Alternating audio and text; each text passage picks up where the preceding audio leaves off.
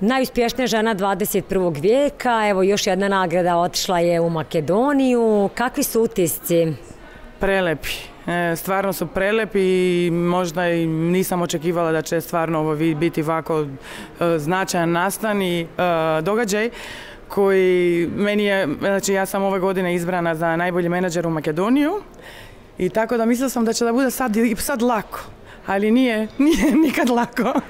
A da li je teško evo ženama da budu najžene, da budu onako rame uz rame sa muškarcima i da mogu da zaista dobiju svojim trudom i radom ovako velika priznanja?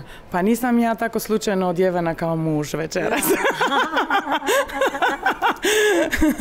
Šta znam, meni je prijatno biti u tom svetu muškarca, uopšte se ne osjećam da sam, ponekad zaboravljaju da sam i žena, znaš, ali nije teško, stvarno. Mislim, stvarno treba, ako ste profesionalac i ako dobro radite svoj posao, to je to.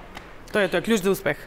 Dakle, to je negdje i vaš životni moto i životni i poslovni. Jeste, ja sam majka dvoje dece, imam velike dece, 20-godišnju ćerku i 18-godišnjeg sina i mislim da profesija vam samo dodaje vrednost. Ako niste sposobni odgajati svoju decu kako treba i da budete lider kući, onda ovo je samo jedna nagrada koju možete staviti kući. To je to.